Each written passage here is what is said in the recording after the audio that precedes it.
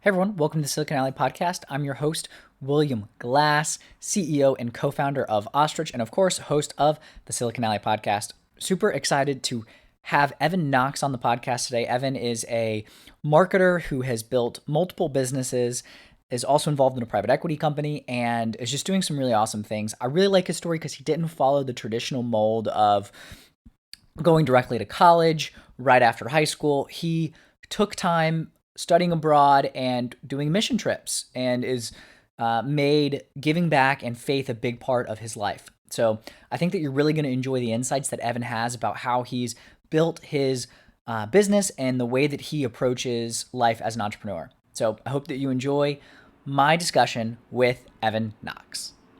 You got no time to waste, but still you hesitate. Caught in a circle saying, I'll never leave this place.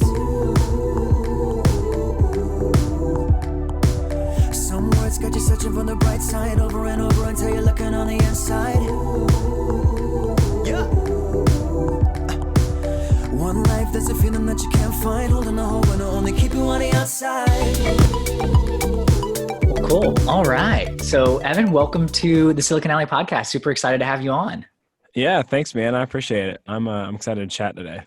Cool. Well, yeah. So why don't we start off and give me a little bit of background. Tell me a little bit about who you are, what all you do. You are co-founder, CEO of Caffeine Marketing, and want to hear a little bit more about that and what else you got going on.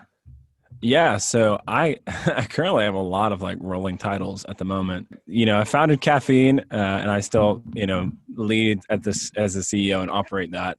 And so claim CEO, founder, whatever you want for that. Also recently started a thing called CaffeineLabs, which basically gives entrepreneurs the blueprint to run that I've used to double my company's bottom line revenue every single year for the last 3 years. So that's like this new business entity, which is super fun. Yeah, Nice. so that's cool. And then I'm also a partner in a fly fishing guide business, and I function as the CMO there. And then I'm also the CMO of like a couple holdings in our private equity group. I say private equity loosely. I joke because I'm like, we're like micro private equity. Like we're going to like take these little small businesses and sell them to real private equity. So I'm the marketing director or whatever you want to call me for those, I guess, too. Nice. Okay. So you got a lot of different things going on. So let's take a step back though. How did you get into all these different businesses and like, what's your story? Yeah. So if I go back to the first moments of when I really got into marketing and business was when I was working with my grandfather and my dad. My grandfather just retired this year, but he had owned a retail jewelry store in Atlanta. They had like 3 locations at one point. By the time that I joined, they were back down to 1. And he would always teach me about business and marketing and sales. And I remember trying to sell like a $22,000 pair of earrings on the sales floor when I was like 12. Like I have no business, I'm pretty sure it was like this is like what I was making up in my mind is that like my grandfather knew them already. They already wanted to buy it, but I was just like, and I was so nervous, I was like, oh my gosh, So anyway, that's how it's ridiculous, right? So that's originally how I got my like taste for business and entrepreneurialism. My dad had a diamond company, not a diamond company, but a diamond wholesale company. So he would sell diamonds as like the B2B space of the jewelry industry. So Okay. he and my grandfather were both in the same industry. And my dad also did some sales with my grandfather as well. So I grew up entrepreneurialism, business. That's like just what we do. Like that was never like a far-fetched thing. And I remember the first time my grandfather was teaching me about marketing. I mean, he always talked about his marketing degree that he got at Georgia State. And how my grandmother actually like helped him pass because he's not a great writer, but he would teach me, okay, you need to have this on the marketing envelope. Okay, we're gonna like buy this ad in the Atlanta Symphony or whatever, and that stuck with me. Like those lessons of brand awareness, consideration, and conversion really stuck with me. And so through a series of things, which we can get into or not, but I like essentially go live overseas with a missions organization called YWAM. I do that. I go live in Australia and Thailand for a little bit. And then I eventually end up in Colorado when I'm originally from Georgia. And I go work at a church out there for like a year and change. And then was like a resident there and then worked at another place and then go back to Charlotte, so the East Coast and the Southeast. Okay. And I basically like part of my role was marketing again. And so that kind of got rekindled in me like, oh my gosh, like I really love this. And long story short is that place really wasn't a good fit for our family. And the marketing stuff was like going really well. And I was like really loving that. But my dad had also just like passed away like during that season while we were in Charlotte. And Thanks. so Sorry about that. I appreciate that, man. And Yeah. when we decided, you know what, this isn't a place to be. We're going to move back down to Atlanta. It was probably a mix of like, not nostalgia, but like tenderness towards my dad who had recently passed, this love for marketing. And I thought, you know what, I can help a lot of small business owners and entrepreneurs with this marketing skill set. And that's when I started Caffeine about 3 years ago and change. Okay. So I want to take a quick step back. So I spent a year in Thailand. Where were you in Thailand? Oh, that's so fun. So the little organization I was part of, we would spend like a month or so in different areas. And so we were in Bangkok for like a month, and then Chiang Rai for another month, and then Chiang Mai. And I think I might have flipped the order there. So where were you at? I was in Khon Kaen, which is on the Lao border, so middle of nowhere. But yeah, I spent a month in Bangkok and then spent a little bit of time in Chiang Mai as well. But I never made it up to Chiang Rai. So that's so cool. I mean, I'm sure we could just like, it's crazy. Like when you see like a different area of the world like that, I'm sure you can totally relate. Like your entire worldview shifts. So it's crazy. Oh, absolutely. Yeah. And I mean, I literally the other day just got a package from, I call him Pichai, my older brother, who I got really close with, who's another teacher at the school that I taught at. And he just sent me a bunch of like Thai food because you can't get some of the same stuff that you can over there in the US. So right. And it's not nearly as good over here. Like I've yet to find a Thai place where it's like half as good as where it is actually in Thailand. I don't know why. Yeah. Yeah, I think it just has to do with the ingredients. I just don't think you can get some of the same like freshness of some of the things that you can get over there. But interesting. Yeah. So anyway, that was a digression. But so you went through this process. You lost your father and came back to Atlanta to find yourself and realize that marketing is something that you really enjoy and or have a great skill set for. Started Caffeine. What was the process of starting Caffeine Marketing? Oh, super gritty. I had heard this guy, which I feel like if you've ever cared about entrepreneurialism or marketing or anything, and you listen to podcasts, would be this guy named Gary Vee. And yeah, you laugh. It's like, yeah, but I don't know who hasn't heard of him. And I thought to myself, you know what? I can't build a VaynerMedia, which is like his massive international marketing agency. I was like, but I bet there's enough left of market share that I could like take a big chunk of that, you know? And that's originally, I was like, all right, this is like, I'm not necessarily follow his footsteps, but I'm going to use that as inspiration. And so absolutely. Yeah. Yeah. And there's a lot of, honestly, the digital marketing space can be so spammy. So it's like, you have to differentiate yourself from every single person out there who's just like, you know, I will get you likes or just some ridiculousness. Oh yeah. I get a ton of those messages and you're like, okay. Yeah, totally. And you're like, this is, you know, not helpful. And it kind of diminishes the authority of a digital marketer who knows what they're doing, you know, because the public and business owners are left like, well, they're all just like that, you know?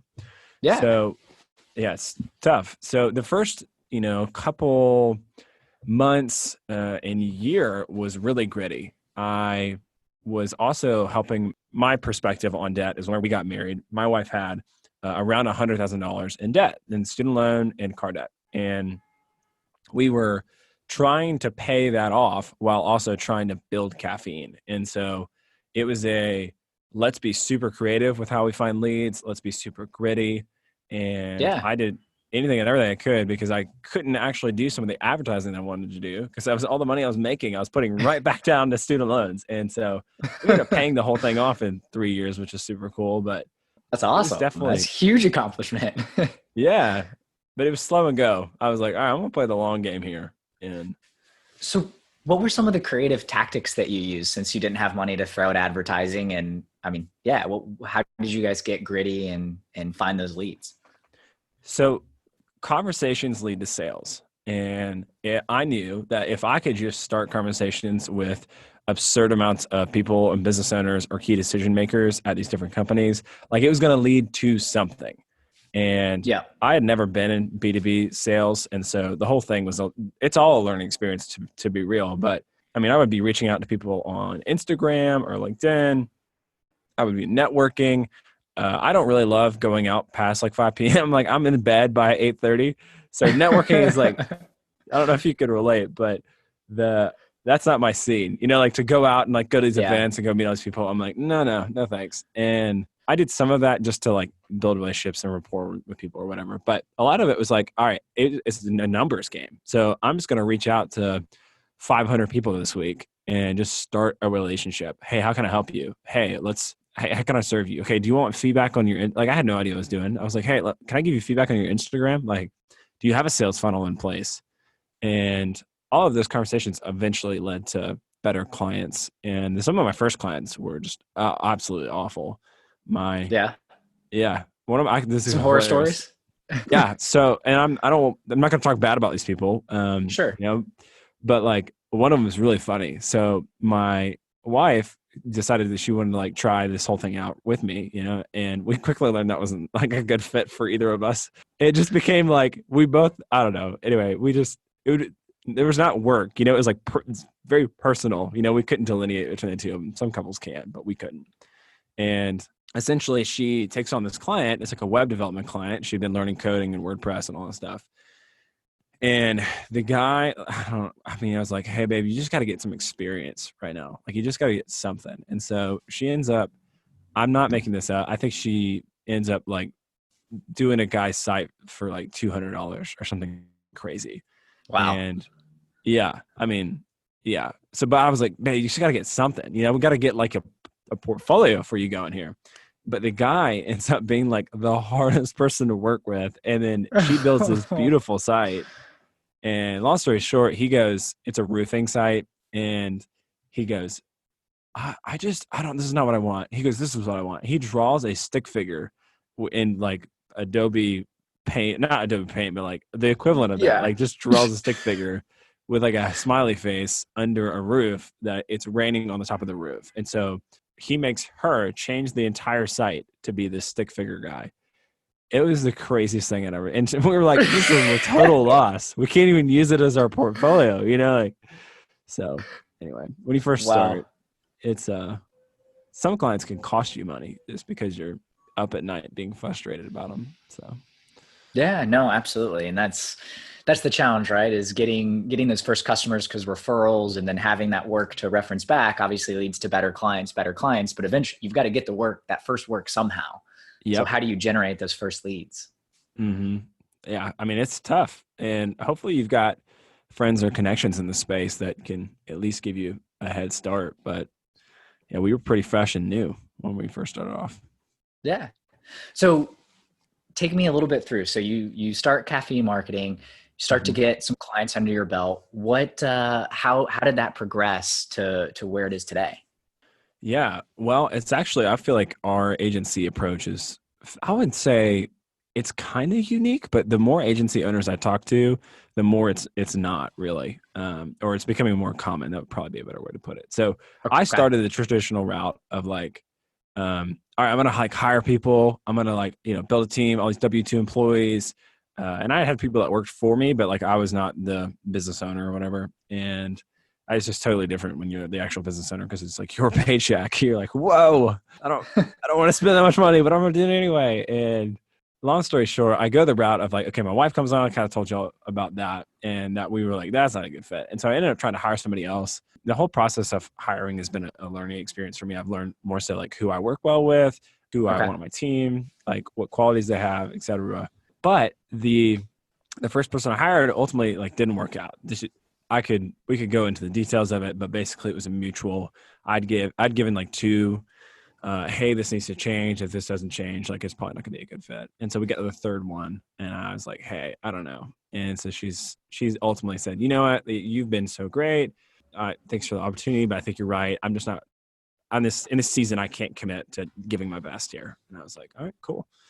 And after that, I went in search of a different model, one where I could bring people in for certain projects and bring like the very best people in. So like have the very best person at social media to like run and create social media, the very best person to develop websites, whether that be a Shopify person or a Squarespace person, the very best person to bring in to create sales funnels and write copy. And so a friend of mine who was another agency owner, he had no one else on his W-2 staff except for himself. But he had like, I mean, 2-3 dozen people, $2 million agency that were all contractors. Yeah. I was like, whoa. And that appealed to me because I ultimately became just aware of like what I wanted out of my company. And I wanted to serve people well, and I wanted to get paid for it well. And then I also didn't want any headache or stress about the whole thing. And so ultimately I took a similar approach. I'm probably a third of where he's at right now. I've probably got 8 people, 9 people ish, depending on the project Okay. that I bring in. But it enables me to like really serve our clients well, in that we can accommodate to them and serve them like, and create amazing work, whatever it may be. You know, I don't have a web developer that I'm trying to tell them, okay, I know your specialty is like WordPress, but like I need you to build this Shopify site for us. It's like, no, I'm going to like whatever the best person is to bring in. Essentially like a outsourced CMO would be our service. So. Nice. No, that makes sense. That makes sense. And definitely the landscape's changing. And also if you just think about like people with these skill sets, folks want to essentially have their own, be able to manage their own time. So if you're working with them on a project basis, you can bring in the best people, and they can also have the ability to, you know, manage themselves, so to speak, right? They're also their own business owners at the same time. Mm-hmm. I think that freedom and flexibility is, I mean, so important to them. I mean, there's a lot of them that are stay-at-home moms. They want to travel. I mean, it works really well for all parties. That's awesome. That's awesome. So caffeine marketing, and now you mentioned that there's all these other ventures that you're working on. Yeah. What about CaffeineLabs specifically? I want to focus on that. So it sounds like you've got a brand here with caffeine. So building underneath that same sort of umbrella brand. Yeah. But talk to me a little bit about CaffeineLabs. CaffeineLabs is so exciting to me because it feels like the next step in helping entrepreneurs and business owners. The marketing, everybody needs great marketing. Everybody who's in business needs great marketing. Yep. The thing is though, is that like great marketing doesn't fix everybody's problems. So like I've seen so many clients that we've got their marketing sorted out, and it's, I mean, all the wheels are turning, it's going well. And for every dollar that they're spending with us, they're making 4 or 5, you know, sometimes crazy numbers like $15 more in return. But if they had the right business systems and processes in place, and then also if they were a better leader themselves, and if they were hyper optimized themselves, the return on investment would be exponential to what we're already getting.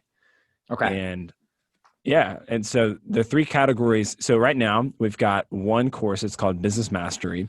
It's for people who are existing business owners or entrepreneurs. And it essentially walks them through the framework that is brought into 3 categories, which is self, leadership, and business. And within self is, I mean, I could go on all topics, but basically the business one is the marketing, sales, systems, processes, automations. The leadership is how do you become a great leader, emotional intelligence, et cetera. And then the self one goes into like hyper optimizing, and all of them are meant to hyper optimize those different areas of your life. And your self being your sleep, nutrition, mindset, all of that stuff. Gotcha. Okay. So you essentially were working on the marketing front. You guys were doing these great results and then seeing that clients the businesses weren't flourishing. And so that's what led you essentially to start CaffeineLabs to solve the other problems that aren't marketing related. Yeah. I mean, there's so many, I mean, there's a guy, he was a client. We worked with him for several months on a project, but he was like a Harvard grad, super bright, but there were so many things like mindset wise, like scarcity mindset, that he just like couldn't seem to overcome. Like he just couldn't seem to hire good people. He just was always worried. And the guy's doing multiple millions of dollars in revenue. And I'm like, hey, I think it really might be worth investing in a new site, because your current site, the conversion rate's really low. We've already like dialed in, you know, all these different other factors that you can do to increase your conversion rate besides the actual site itself. And I'm like, it's probably going to be like around 20 grand to build a full Shopify site around your brand. And he was like, oh gosh, that's way too much. And in my head, I'm thinking, you're crazy. Like you have a $2 million company and you have so much margin, but it's like, no, I can't. Like, it's just like and that's going to ultimately be the thing that keeps him, that mindset, from scaling to the next level. And he also, there's people that he hired that I was like, man, what are you doing here? You know? So what can people expect results wise from Caffeine Labs? Yeah, so it's hard to promise anything because ultimately Sure. Yeah. down to it comes down to execution. I will say it's been the exact system that I've run to double my own company's bottom line revenue. But then also my business partner, one of them comes to mind who, when we, the first month, not the first month, but he sent me a text a little while ago and said, "Hey, it's the 5th." So I think it was like August 5th. So it was like late last year. And he goes, "Hey, it's August 5th." He goes, "We've already done 4 times what we did the entire month last year." So by the 5th of that month, we had already done like 4x that because of the system, or at least partly because of the system. So it's stuff I can't promise that, right? Because it ultimately comes down to somebody's own execution, but it's stuff like that. If you're able to hyper optimize, and ultimately that's the same formula that people like Jeff Bezos have used, because he went into what's called a red ocean. So there's like blue ocean products and red ocean products. Are you familiar with the two differences? Okay. I am, but the listeners may not be. Yeah. Cool. So a red ocean basically means like there is tons of sharks in the water. There are so many products out there that there's a lot of sharks who are trying to like essentially eat the fish or whatever. But so the ocean itself is red because there's so much competition in the actual ocean. But then a blue ocean product is one that has little to no competition. And you have Jeff Bezos that comes into a industry that already has so much competition. It's like he's competing against Barnes & Noble, every other book retailer out there, but yet, and then eventually ends up competing with, every other business out there, including Walmart. But he does this by hyper optimizing everything to the 1%. And so if you're unable to optimize those little 1%, you're not going to beat out your competition. But if you get every little 1% optimization, it eventually stacks up. So, how much can people expect? Well, how much do how much would optimizing your business make a difference? I mean, even if we just optimized your add to cart by, we increase that by 100%. So then it's double what it already was. You're essentially doubling your revenue, so. That makes sense. So you're essentially, you've done all the big things, right? It sounds like if we go back to, the client example that you gave with the Harvard grad who had his business, right? Sounds like you'd optimize pretty much everything, but you got in the marketing where it needed to be, but it was optimizing the site and making that investment and those little tweaks. So as you get the bigger picture down, then it becomes more important to get the details and the details and the details. And cool. One example of that would be like in a B2B space is, having your own self-optimize, because if you're not getting the sleep that you need and you're not getting the right nutrition, you're causing yourself additional brain fog.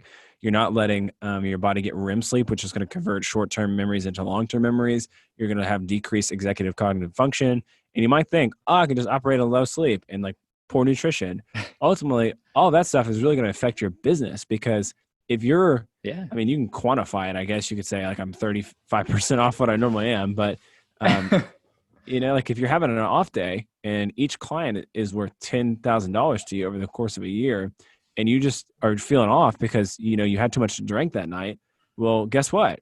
You lost that deal. You lost $10,000 because you didn't have yourself optimized. That's huge. I think one of the things when we think about entrepreneurship that we don't often talk about is the importance of the individual, as you mentioned, and optimizing yourself and making sure that you're at your highest level of performance. Because business, at the end of the day, it's people, energy, and time and effort. And if you're not optimized individually, then how can you expect your business to perform at a level that it could? Absolutely. I like that a lot. So what's it like? I mean, you've got all these different businesses, and we haven't even touched on all of them yet, but you're involved in all these different businesses. What's it like as an entrepreneur? If someone is not an entrepreneur yet, they're thinking about it, they're interested in it, like how would you describe entrepreneurship to them? I think I heard a definition one time where it talked about like the definition of entrepreneurship was moving resources from one area to another. Like, I think it's from a place of like where there's abundant resources to where there's not, or vice versa. Often, should have that definition on hand if I'm going to pull it up. But I like the mentality that, you know what, ultimately it's my job to create systems, processes, and then sometimes sell those. I've yet to sell. Actually, I guess I have sold one company, but I don't think it was big enough to count. So, but that's on the radar, So like one option is Yeah. there are entrepreneurs out there that like create companies or buy companies and flip them to sell them to other people. And then there are other ones that like create multiple streams of revenue by creating all these little entities. It's just a pretty easy way. I say easy, it's not easy, but it's a way to build wealth. But ultimately, if you can design the system around what you want and not what you want people to perceive you as, then ultimately it's going to work. I mean, I might work 10, 15 hours total on all of those things that I mentioned per week. So, I mean, ultimately it's designing systems and process. Like if I'm not hyper optimized, I'm not able to only work 10 hours a week. But every little thing that I do is hyper optimized so that I can get away with only working 10 hours a week. So it's not stressful. It's not bad. I mean, it's really fun. It's definitely not for everybody. You're laughing, but I mean, it's like ultimately the whole thing's a learning experience. And I picked marketing. Another reason why I picked going into marketing was because I would be able to learn about all these different companies and gain so much business acumen along the way. And that's possibly why I'm, trying to tell the Harvard crowd what to do. I'm not, I don't think I could get into Harvard, but maybe I could, I don't know. But marketing was great because I was able to work with, over 100 business leaders on all these different like projects to help them. Yeah. And I learned so much around each one's company along the way. That's amazing. So I'm assuming you didn't start off with 10 to 15 hours is what you're putting into these companies. Like, how do you design system and processes? If I want to be able to do that with my business, or someone wants to do that with their business, how do you design those? How do you think about it so that you can essentially be a part of 4 or 5 different businesses? Yeah, totally. I think when I first started, I probably worked more than that. I would not say it would be more than double though, because a little bit more about my story. So I like go and do like this stuff, and I said I landed in Colorado, then Charlotte, et cetera. By that time, I still had not finished my degree. I was part of a international school. I take some like courses with an international school, but lo and behold, none of those transfers to a university in America. And yeah, it's amazing, right? No, we can only use our education. Yeah. Yeah, that was fine. But so to go back to all of that, I mean, so it's like I didn't have all that in my back pocket, but eventually I go to now the hours. So I'm also thinking, okay, I've probably got to get my degree at some point. It's just a necessary evil. I just want to get out of the way. I'm already doing marketing. I had already started Caffeine. And so even in the beginning, I ended up getting my whole bachelor's degree in like 5 months. And It was not a local degree. It was, it was cool. Not for everybody. And honestly, it was kind of a hard season because I basically told my wife, I was like, hey, I just want to be done with this. Like, I just want to have this box checked off. I'm going to be home. But I might be home at like 6, and so instead of being home at like 5, I'll be home at like 6, and I'm going to get to work at like 6. And a lot of time was spent in school so that I could get that out of the way. And it did help to have a degree in marketing to like get that whole thing done. Cause like even my end project was like my own business plan. So I was like, that's kind of cheating, but it worked. Yeah. So how does somebody create that? I think it first starts with a mindset shift. The mindset shift is work is not the goal. Like working more is never the goal.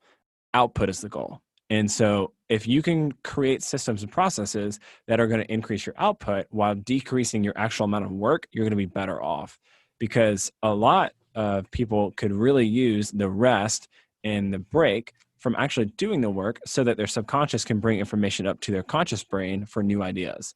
And so if you can automate something with technology, do it. If you can empower somebody to do something, that's another word of saying delegate.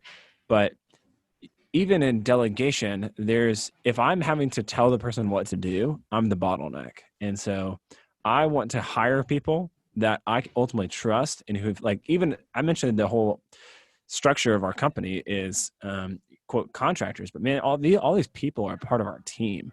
They are all quality people that fit our ethos, that, exceptionally high quality that I trust with a client. And so you hire great people when you Yeah. can.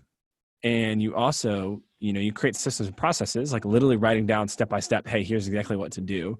And then additionally, automate with technology if you can. But then the last part about empowering other people is the first step in empowering somebody is delegation. Hey, just do this. Like that's the simplest form. Hey, I need you to go execute this exactly.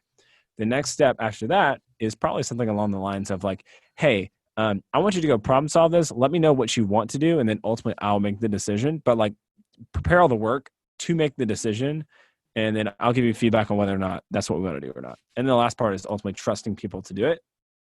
And then them just letting you know, hey, I made that decision, by the way. I think all of those three different things will help, actually create these systems and processes. And if you're doing any, I always think to myself, I'm like, if I'm doing something more than once a week, like there's gotta be something that automates this so I don't have to keep doing it over and over again. Yeah. What are some examples of things that you've automated or that you would recommend? Like if you're maybe on the marketing front, since that's obviously where your expertise is, but just in general, like how do you think about that and automation? There's so many, I almost felt overwhelmed because I don't know where to start. Okay. The first thing that came to my mind was probably your email inbox. So I use a tool called Spark. It's an email client that instead of, I have like, as you can probably guess, I've got a couple different emails that I use. And I use Spark to sort them. So Spark automatically sorts between my different inboxes, and it sorts all the emails into personal emails, newsletters, and notifications. And I can pin them or I can archive them. So every day I go through all of my emails and I have a zero inbox.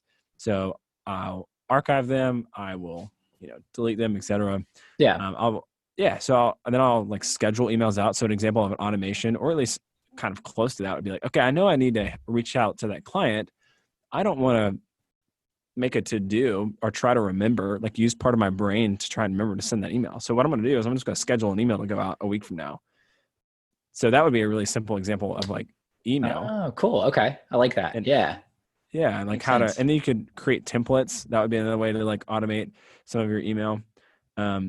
Marketing automation. There's so much we could even, like strategy wise, you could create retargeting ads, you can create top of the funnel ads, you can create automated rules within each of these campaigns.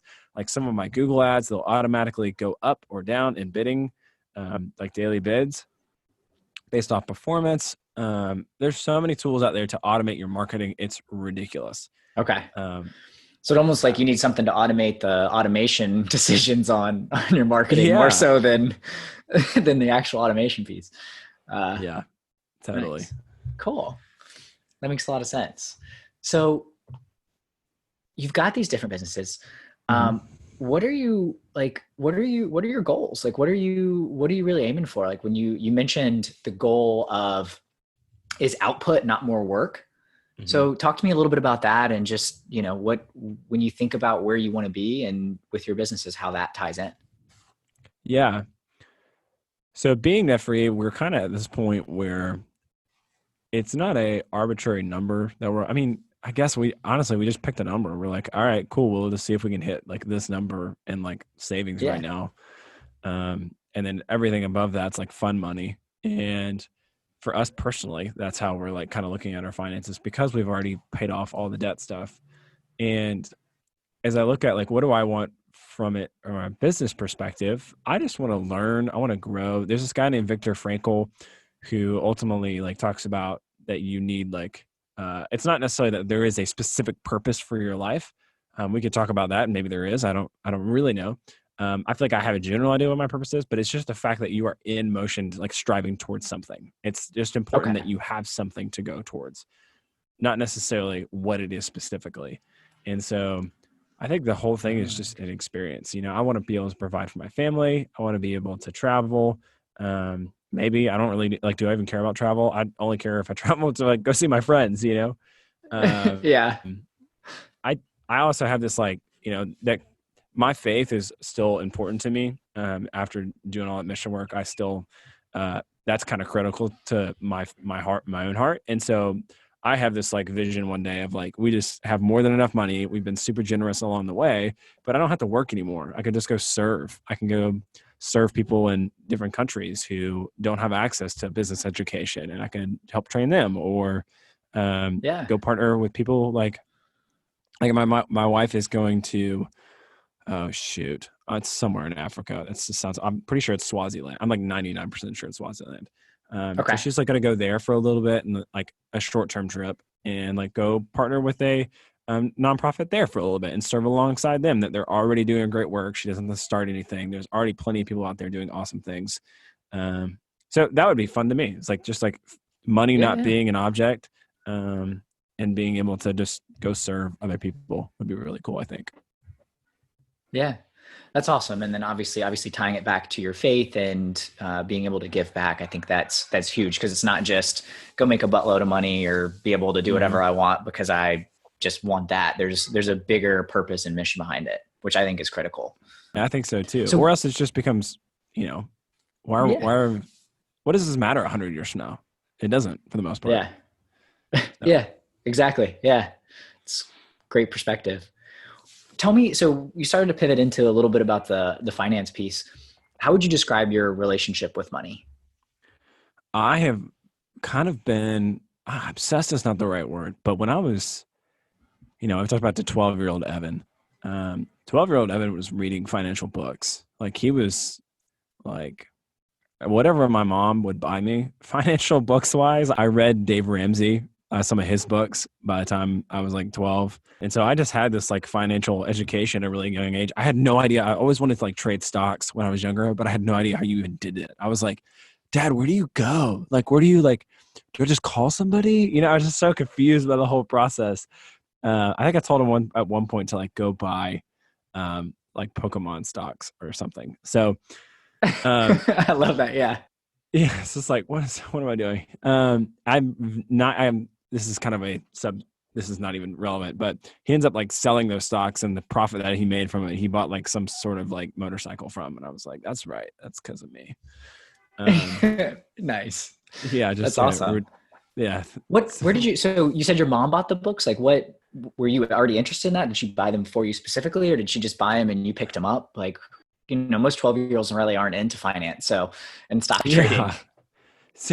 Well, my mom is incredibly wise. She's also, there's like this thing called the color temperament. She's a green. So she's very tell you what to do. It's not to say she doesn't ever create boundaries when I was younger, but she would just foster things in me, I think, and was very perceptive and caring and listening.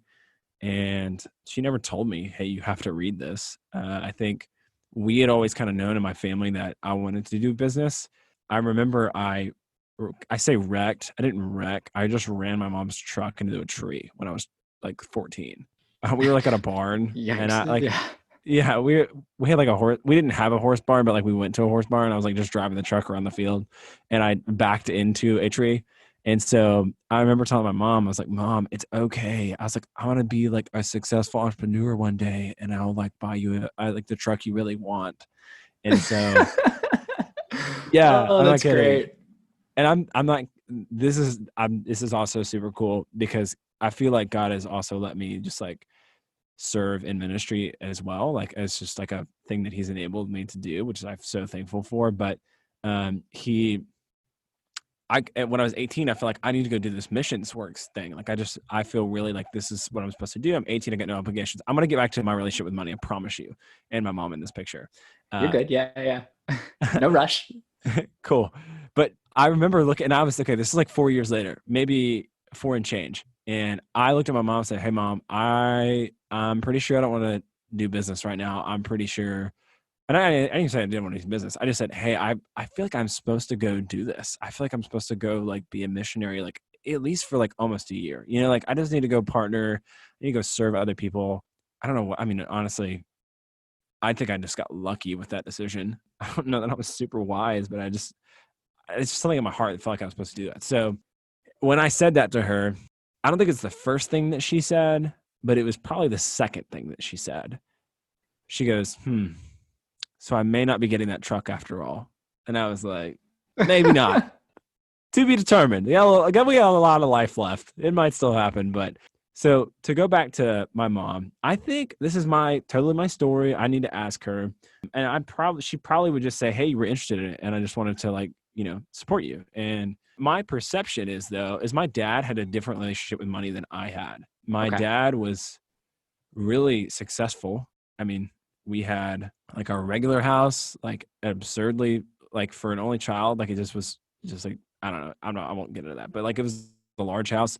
We had a lake house. We had like boats. We had multiple cars. Like it was just, I had everything I ever wanted and more as an only child. And my dad, he would make a lot of money, but he would like spend it all.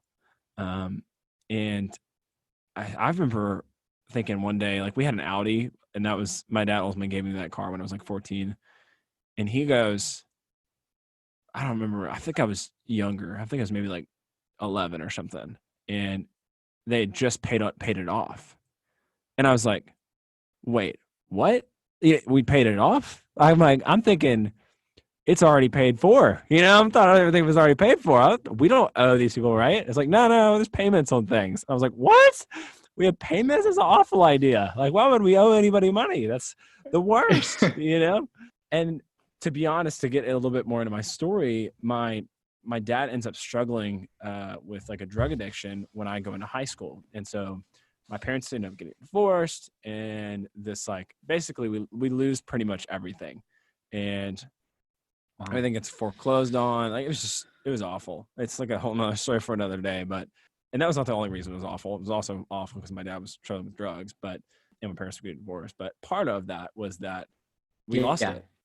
I'm no longer like, my identity is being in this like affluent neighborhood, being this guy, like that was gone. Like it was out later. And at that moment, I think I started to develop a scarcity mindset where I was like, oh my gosh, we don't have enough. Like we don't and I remember asking, because my mom was basically supporting us on a very, very like modest is probably not the right word. It's probably smaller than that. Customer service job. Like she ends up getting a customer service job just to like put me through high school, just so that we can like have something to like live with. And I remember going to the dentist because I needed to go to the dentist. And I was so afraid. Like my mom was so kind. She never made me feel like this way, but it was just my perception of like, we don't have enough. Like it's not going to be, everything's going to foreclose on. And so we go to the dentist and they're like, hey, we're going to have to like drill a cavity or whatever. And I was sad because it was going to cost my mom money. And then I remember going, well, they were like, okay, we're going to give you like this anesthetic or whatever. And I don't know if it was like laughing gas. I'm pretty sure it was laughing gas. And they're like, hey, we're like going to give you this. And I was like, well, does that cost extra? And they were like, yeah, it's like $300, whatever. I don't know if we had dental insurance or not, but I was like, no, like I don't want to do that. And I'm pretty sure I was like 15 or something like that. But that was like a scarcity mindset to me. Yeah. It's just like, I was so afraid that we wouldn't have enough, and I go and start doing mission work, and it really kind of went away from my mind for a while. And then when we got married, and then I'm like, whoa, $100,000 in debt. Well, I knew that before we got married, but I still was like, that scarcity mindset kind of triggered back up. And so starting a business, all of this was an act of faith, and also just like, I don't know if courage is the right word or whatever, but like deciding to do it anyway, despite having the fear. And so for me, I've always been, okay, we're going to live minimalistically. We're going to live way below our means. We paid off all our debt. We live way below our like monthly, whatever we make per month. And, in my head, I'm like, man, I don't want to owe anybody anything. Like, I'm just going to buy my house outright. I'm like, I haven't done that yet, but anyway, so that's my relationship with this. It's like no debt at all. Let's live below our means. But I had to overcome that scarcity mindset in order to grow my company. And so I don't think that's a thing for me really anymore, but it definitely was like in thinking about personal finance. How did you overcome it? How did you overcome that scarcity mindset? Well, for me, and this is maybe not the right answer for everybody, but and not to make it over spiritual here, but like when I thought about, okay, Jesus died on the cross, and he did that so that I could be, ultimately rose from the dead, etc. But like he did that so that I could be provided for in a way of like being restored back to God. And like, I was invited into the kingdom of heaven. And so I thought, you know what, if he's willing to take care of me there, he's got to be willing to take care of me, you know? And so it was a slow, gradual shift for me, at least personally. It was like, you know what, like, I just trust that God is ultimately going to provide. It may not look how I want. I will have to work hard, you know, like, but he's going to provide. There's no need to be scared. Being scared, Jesus actually said, was like, it's not going to add anything to your life. Like, it's not going to add any value. It's not going to help you. And so ultimately, it was like this process of like renewing my mind to go, you know what, he's going to take care of me. And then also just being really realistic. Like, I can't control, I control a lot, but like, let's say unforeseen circumstance comes up and we have like crazy medical bills or something. I can't control if that happens or not, you know? So why worry about it? Like, feels like a prison to live in. That would be really tough. So that makes sense. And it's good advice of how do you pivot that and focus on the things that you can control and let go of the things that aren't, and have that faith that things will work out and that you'll be able to figure things out. So. Right. And I mean, you know, because living in Thailand, there's so much extreme poverty. I mean, just crazy. I mean, not to get too gross here, but I remember seeing lines of people on the street that were sick, ill, and were dying on the street. And one guy, had some sort of skin disease, and his skin and his flesh were like decaying, and you could see the insides of him. It was awful, right? So I'm not going to sit here and say, all right, just because I'm a Christian, like, it's all like hunky dory, like I want to have all that I need. You know what I mean? I don't say that lightly, because there are so many people out there, and I'm not saying because of that, like, my faith in God, that I'm going to have like stuff. They're totally disconnected. It's just, I trust ultimately that like I will be taken care of. If that may not look the way that I think it's going to look, but ultimately everything's going to be okay. It's good advice. So speaking of advice, if someone wanted to follow in your footsteps, what advice would you give them? I would spend a little bit of time trying to see if there's anybody who's a little bit farther along. I'm a fairly independent person and just hacked at it. You know, it's just like, let's go figure it out. And that was certainly an option. It probably would have speeded up everything for me if I would have, you know, tried to find a mentor. But it's hard because entrepreneurs they're busy. It's like, okay, what do you want? You know, not to say like it's like rude like that, but there's even people that are farther down the line than me that it's like, I don't talk to them all the time. You know, they're always kind and caring when I talk to them. But there's a guy that comes to mind. He's basically like where I'd like to be at in 5-10 years. And he was like, yeah, I'm just like looking for like a protege to essentially give percentage of equity to all my companies and like teach this guy to run everything. And that's not me. We wouldn't be a good fit. And I knew he wasn't talking to me. He was talking to me as like a friend, less of like a mentee. But if there is an option for that, I would say go try to do that. Like hang out with some other entrepreneurs, learn from them, try to be humble, try to be teachable, and don't be paralyzed. I think so many people are just like, if I don't have the right idea, I don't have the right thing. They ultimately get too scared. But I wouldn't invest. This is one thing I would say. If you want to do entrepreneurism and you want to start a company, do not go into debt to do it.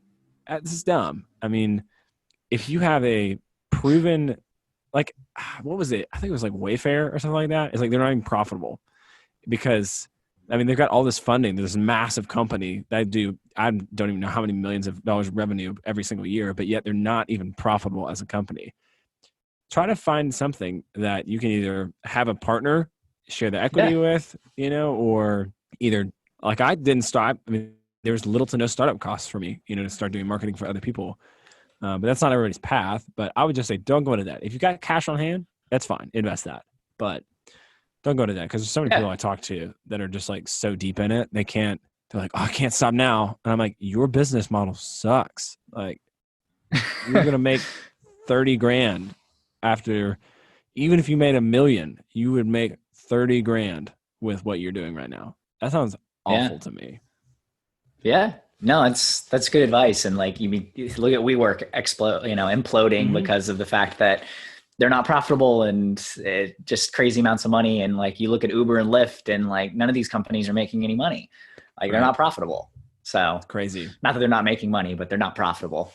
So right. It's just a different model. So I like that. The profitability and focus on things that have low overhead that you can do and without just spending time, right? It's a time investment versus a huge money investment. So, yeah. And when you get to the place, like that's kind of, we talked about next steps.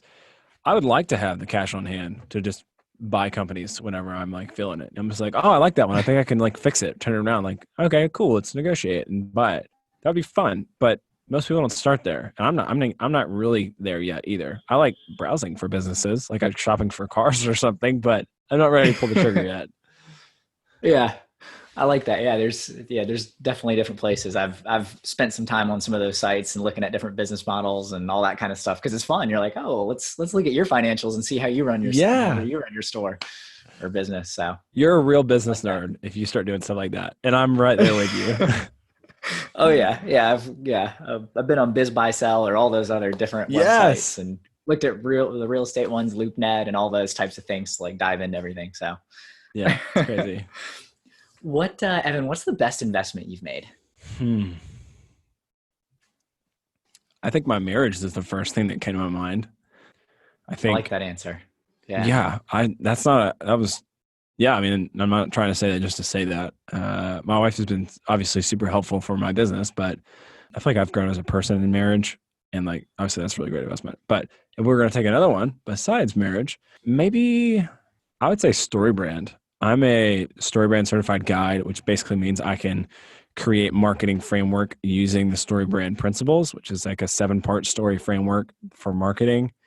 And it was not cheap. It was like 10 grand to become a guide. And it's been awesome for me. I mean, it's given me better confidence as a marketer. It's been an awesome community of other like marketers, business owners, et cetera. And I think I've like 7x'd that investment so far. So that's been pretty cool. That's awesome. Yeah. I like that a lot. That's a good investment. A lot of work though. For sure. It wasn't passive. Oh, yeah. It wasn't like just put the money in there to like let it just sits and grows. It didn't happen like that. Yeah. It wasn't getting Bitcoin back in 2010 or 2011. Golly. There's so many guys like that I like went to high school with. They're like, yeah, I bought like $300 worth of Bitcoin. And now I've got like 30 grand. I'm like, what the heck? You got so lucky. So, anyway. Yeah. Good luck. Yeah. Good luck repeating that. That's the challenge. Exactly. Right? Yeah. Save that money. So exactly. Save that and reinvest it. But what would you say is the best and worst part of entrepreneurship? The best part is the flexibility. I have some best friends that I love with all my heart. And if they were just like, hey man, like me and my wife are going through a hard time right now, I could be like, all right, cool. Like I'm there, like and make that happen. But maybe the worst part is the part of me thinks that's the itch to like do more, I'm like, I gotta like, I'm not making, my wife is like, Evan, like you shouldn't say this like this, but this is what I feel like. She's like, we're fine. Like we're not, for us, but I'm like, I could just like buy all these other businesses if I just had like a little bit more per month coming in, I could just like do all these fun things. That's not the worst part. It's not really a bad thing. But there is definitely either anxiety or weight. Sometimes it's an anxiety of maybe I don't have enough or what if that client cancels or, whatever. And then the other ones are like, I'm just, the market could change or whatever, and also you ultimately carry the brand at the end of the day. So if somebody buys caffeine, like business mastery on CaffeineLabs and they hate it, like I'm the one who's got to mitigate that, like I'm the one who's got to try and make that right for them, which, has yet to happen, but it probably will one day. Probably somebody will go, this is ridiculous. And I will have to walk them through actually how to implement it, Yeah. Makes sense. That anxiety, that responsibility that essentially comes with entrepreneurship. And then you mentioned the obsessive, like, let's keep building. So good answers. Yeah. It can almost become an idol, to be real. I mean, there's so many ideas, there's so many things you want to do. It ultimately has to take a back seat. Like there are multiple times that I feel like God kind of checks my heart and goes like, hey, remember, I'm allowing you to do this as like a fun thing. Like, don't let this become bigger than me or your family. And I'm like, oh yeah. Oh, sorry. I'm so sorry about that. And then, and then it's all good. But that comes up probably once a month. I'm like, crap. Just like let it go. So yeah, that reality check. That's nice. What would you say is the dumbest money mistake you've made? Yes, I have it off the top of my head immediately. MoviePass. Do you know Yeah. what I'm talking about? Oh yeah. Okay. Did you buy the stock or Oh the yeah, actual totally. pass? No, the pass was good. We had both. Oh my gosh. It literally Yeah, I goes was gonna against say every that's. Go ahead. awful. Go ahead. Yeah, Sorry. it's a bad one, right? So I'll give context for listeners who don't know what it is. I wish you could see William laughing so hard right now. He's like, it's the worst. So it I know literally goes someone else against, that bought it, so yeah. yeah, I yeah, someone else. Yeah. Anyway, so it basically it went against every principle about finance that I believe, right? Like being profitable. Like I want to invest in a company. I want them to already be profitable, and I want them to need the money in order to acquire more market share, not to be profitable. And I just like emotionally was like, oh, it's just amazing. Like they're just gonna crush it. And I don't know what I was thinking. And I put like $3,000 into stock for MoviePass, and it was a expensive learning mistake because it like shot up one day, and it's like I remember we were in Encinitas or Carlsbad somewhere in California, like for my sister-in-law's wedding, and I was like, oh, I feel like maybe I should sell it right now. Maybe I should, I don't know. And then I didn't. And then the bottom dropped out and it was worth $0. Zero. And I mean, it was like, it's crazy. So Yikes. never Yeah. again. Yep. Yep. The actual product was great, which was the problem because everyone Yes. loved it and they made no money because of how great it was. It was too good to be true. Yeah. Oh So gosh. Yeah. So that's a fun one to admit on air. So I bought yeah, MoviePass. I So appreciate you opening whatever. up on that one. Yeah, I know that can be a That painful was honestly, experience. I felt more vulnerable than telling about my dad. and so Uh, that's part of the reason why I do this podcast, and we're building yeah. Ostrich. That's the company that my co-founder and I, Andrew Holiday, are building, is to like Yeah. take down some of these walls so that we don't make silly mistakes like that and can help I people. love So that. I That's so appreciate you great. getting vulnerable on the air. So Yeah, no problem. No problem. Don't buy uh, MoviePass. I got some shares yeah. if you want to buy them. I'm just kidding. Not already. I closed out at $4. So Yeah, too bad. But yeah. what's the most frivolous way you've spent money in the past? Oh, I still kind of do that sometimes. I'm super weird about it. Anything that's a recurring subscription, I get really like, can we not pay that? Like it's absurd. I'll spend so much time trying to, I'll talk to my wife like, all right, do we really need the like Disney Plus? I'm like, it's like $7, right? I'm like, I don't know. Maybe we can get on like your parents' Disney Plus. What am I doing? Like it's $7, but anything recurring, I'm always just so nervous to add recurring revenue.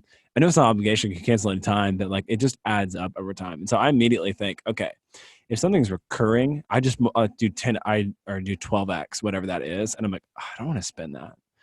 I want to pause. Notice what Evan does here. He takes a monthly subscription and multiplies it by 12 so he sees what he's actually paying over the course of the year. This is a great strategy to implement when you're thinking about ways to evaluate financial decisions, such as rent payments, car payments. Multiply that by 12 and see if you're still happy about paying $400 a month for that new car. And Yeah. I'm also a minimalist. Whatever like a true minimalist is, I'm like whatever a bump is above that, and I wear the same. I'm serious. Yeah, I wear like the same shirt every day. Not the same, but like the same style shirt, and I got 5 of that shirt, and I have 7 shirts total. Yeah, 7, maybe 6. If you count workout shirts, then there's like 2 more workout shirts. But I digress. So I'm like, I just bought the shirt that I liked, and that's what I wear. And same with clothes. Like I love Adidas Ultra Boost. So once a year I buy whatever the newest Ultra Boost is, and that's it. So I got 1 pair of shoes, except for like workout and like dress shoes, but that's it. Got 1 of those each. Nice. Hey, I like that. I like that. So subscriptions, I can see why the recurring revenue subscription model really irks you then. Yeah, maybe it's like MoviePass aftershock. I'm just like, no, I can't do it. Yeah. Yeah. It's so funny. Evan, what's the biggest challenge facing everyday Americans when it comes to finances? Their own insecurity. And I see it all the time, and it makes me really sad. I'm obviously not fully immune to caring about people's perception about me. I feel like I care less than the average individual, but it's easier for me to see it in other people when they're like doing things to be perceived a certain way, or even just perceived like by the general person out there. I mean, not even like somebody in particular. It's like, I just feel like I should do this. And then it's not even, it's most of it's subconscious. Like one of my best friends, they're struggling with finances and they're like, yeah, we're going to like buy this like semi new car. And I'm like, what are you doing? Like, what is this? You know, so I think it's not, I wouldn't call it peer pressure because I don't know that people are like actually pressuring you to do this, but people have a perception of what their house, like what their life needs to be like. Oh my gosh, we need to buy a house. We need to like do this, you know, like we rent, like literally like, and we're so happy to do that until I could buy my home straight out. But you know, like there's just things like that, that if I didn't care what people thought about me right now, what would I actually do? And so a lot of the time while we were paying off debt, we would go out with friends and we would eat beforehand. Like we'd go to the grocery store and buy like a Cliff Bar or something like that and eat that.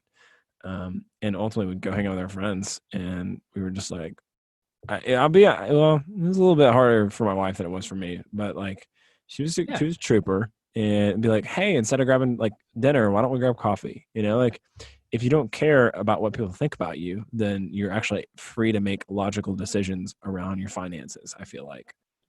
Yeah.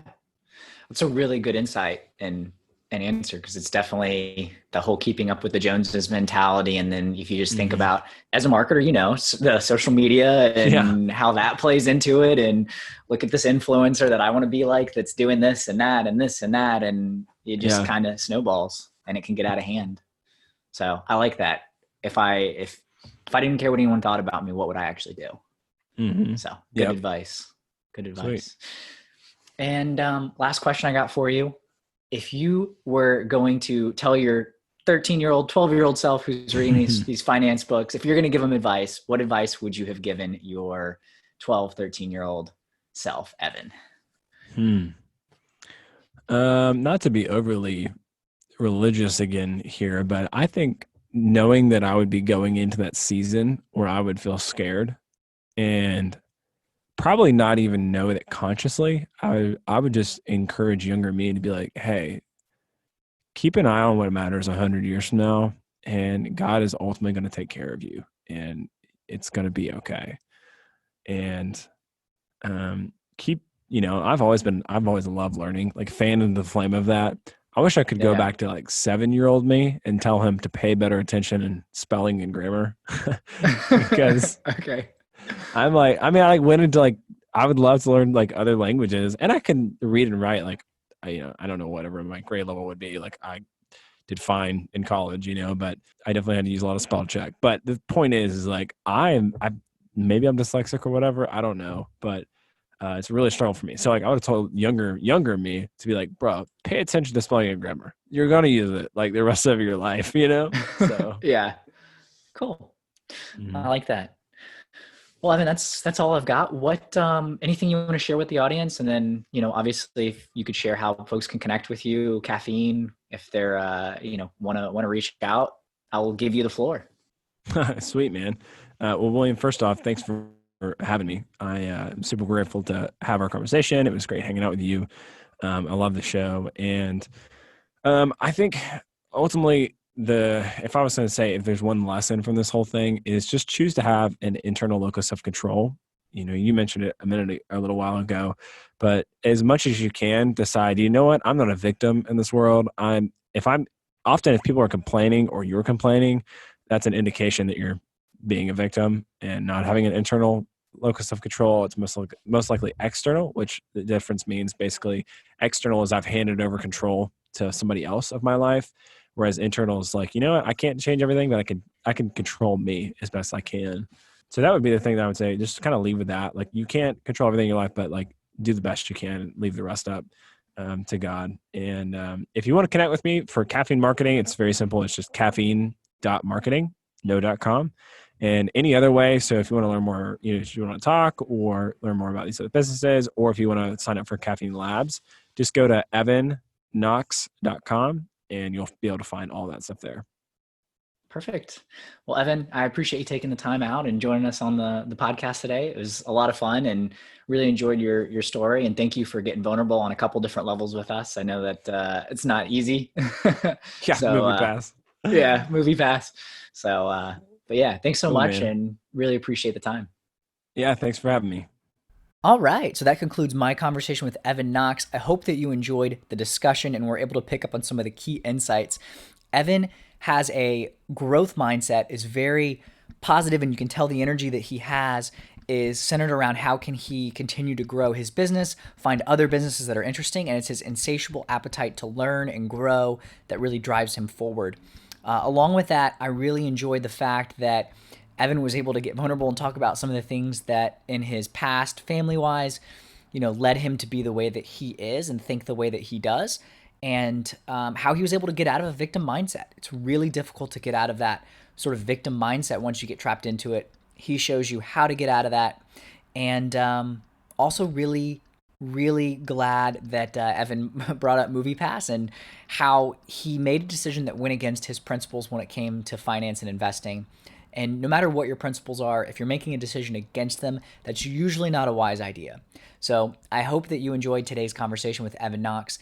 Thank you again for being a listener of the Silicon Alley podcast. It means the world to me that you take the time to listen, and I hope that you get valuable insight. Please feel free to reach out to me if you have any suggestions for the podcast or if you've got special guests that you think would be great to have on. I would love to have more access to other interesting people that are doing unique things, have different stories and perspectives, and be able to share that with the rest of the community. This is William Glass, CEO and co-founder of Ostrich, and of course, your host of the Silicon Alley podcast. Have a great rest of the week, everyone. You got no time to waste, but still you hesitate. Caught in a circle saying, I'll never leave this place. Some words got you searching for the bright side over and over until you're looking on the inside. Yeah. One life, there's a feeling that you can't find, holding a hope and only keep you on the outside. Special thanks to Brett Miller for providing his song Million Voices as the theme music to this podcast. Special thanks to Carolina Gankars for help directing. And thank you for listening. If you have any suggestions for future episodes or future guests to appear on the Silicon Alley podcast, follow us on social media and shoot us a message at Silicon Alley Podcast on all the socials. Twitter, it's at Silicon Alley Pod. Thanks so much for listening. This is a Financial Glass production. New episodes every Friday.